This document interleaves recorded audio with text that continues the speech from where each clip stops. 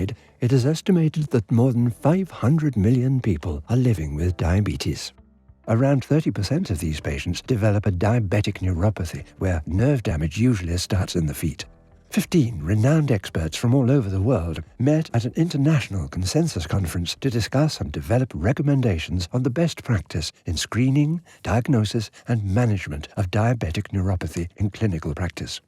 Diabetic polyneuropathy is the most frequent microvascular complication of diabetes, which is observed in approximately 1/3 of all individuals with diabetes, and perhaps half of these have neuropathic symptoms, including pain, while the other half remains largely asymptomatic. This is one of the reasons for the high rate of undiagnosed neuropathy of up to 80%. Another issue is that the available guidelines on the diagnosis and treatment of diabetic polyneuropathy are either heterogeneous or even confusing or incomplete by focusing only on certain aspects of the condition. And we therefore took a holistic approach to provide consensus recommendations covering all relevant areas and define algorithms for screening, diagnosis, and treatment of polyneuropathy that are relevant specifically for clinical practice based on the available evidence and also on the experts' personal experience where evidence was lacking.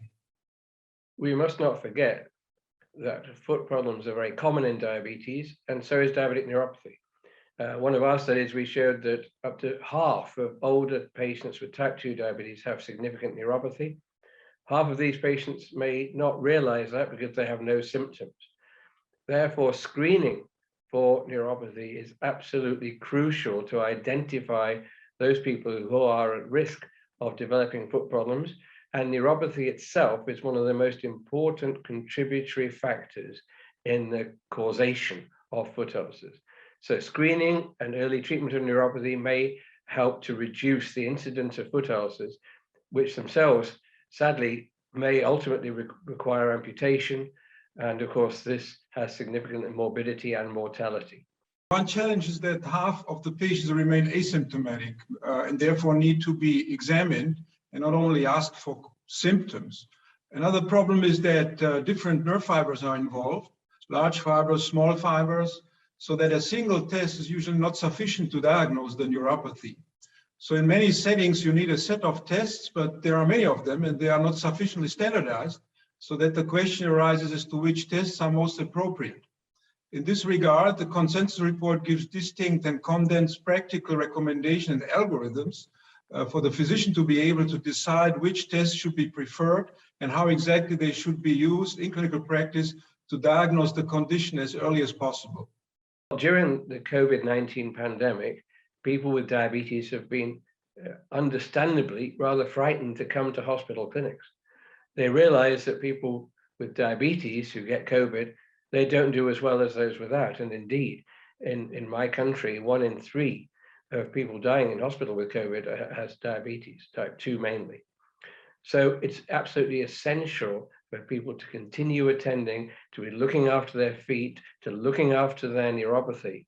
And even though we've done a lot of telemedicine for the proper diagnosis of diabetic neuropathy, one really needs a good clinical examination of the foot and also measurement of simple tests for sensation, what they can feel, motor tests that are outlined in the guidelines. So these are crucial.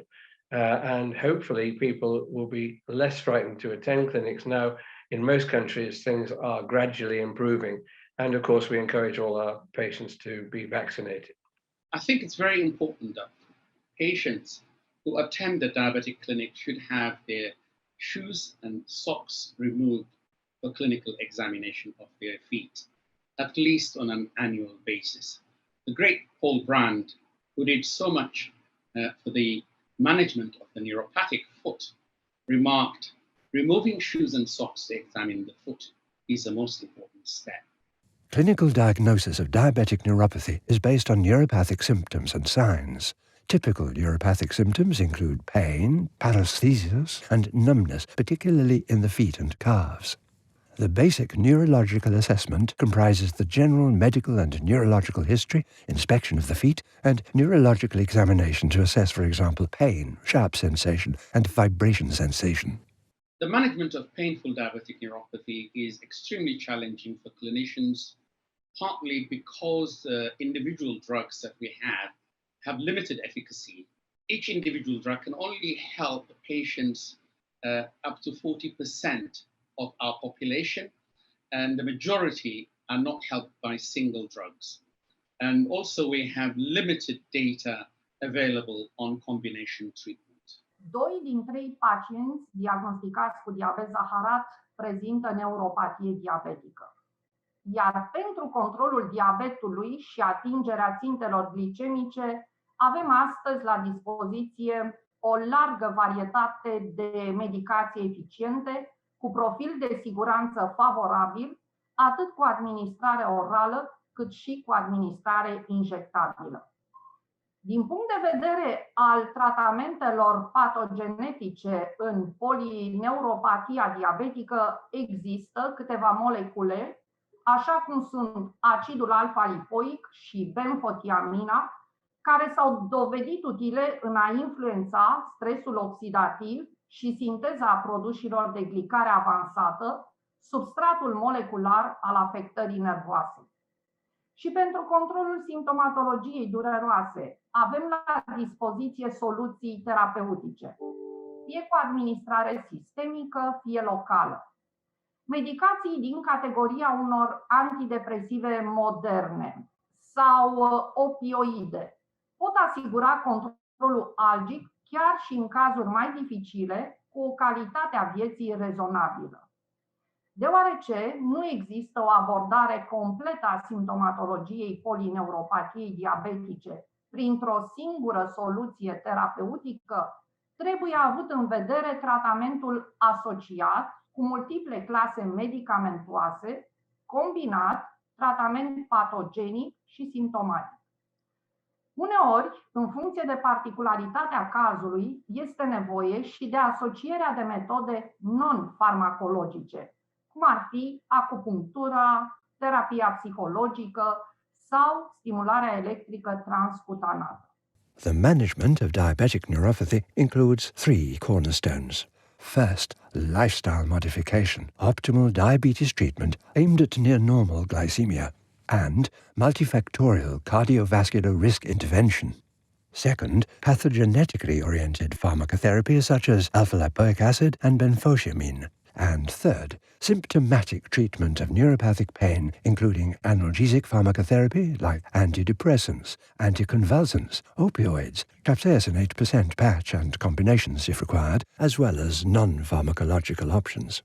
I think this consensus report is very useful for the practicing physician. It tells you how to diagnose the painful and painless DSPN effectively and how to manage it. Also, it allows a stepwise approach to the treatment of painful DSPN, if necessary, with the use of combination treatment. Different treatment approaches are considered, and tips are given on how to optimize these by looking for side effects and by gradually titrating the doses of these drugs. I think the most important aspect is the holistic approach, considering not only, for example, symptomatic pain treatment, but also including the concept of pathogenetically oriented pharmacotherapy. Another advantage is the use of a structured consensus finding process by applying the Delphi method. Last but not least, we give recommendations owed to the current topic of COVID-19 pandemic against the background of the increased risk of in-hospital mortality, foot complications, and amputations among diabetes patients with COVID-19. So I do hope that these straightforward and distinct recommendations will be helpful for the physician when diagnosing and treating patients with diabetic polyneuropathy in daily clinical routine. Recomandările consensului pentru screeningul, diagnosticul și managementul polineuropatiei diabetice senzitiv-motorii vizează îmbunătățirea calității îngrijirii medicale și reducerea diferențelor în abordarea clinică a acestei patologii. Acest consens se adresează atât medicilor specialiști, cât și medicilor de familie, în vederea reducerii prevalenței acestei complicații cu puternic impact socioeconomic, dar și pentru a demonstra beneficiile tratamentului neuropatiei diabetice centrat pe pacient. Formele netratate și complicate de polineuropatie diabetică pot duce în cazuri extreme chiar la amputații la nivelul membrelor inferioare. De aceea, printr-un screening timpuriu, educație terapeutică specifică și o abordare susținută încă de la momentul diagnosticului, aceste deznodăminte invalidante pentru pacient pot fi evitate. Iar în ceea ce privește sistemul de sănătate, rata spitalizărilor și costurile medicale aferente pot fi mult reduse. The consensus report is published in the scientific journal Diabetes Research and Clinical Practice and is available online with free access. For more information about the consensus report and information for clinical practice, please visit the Worwag homepage.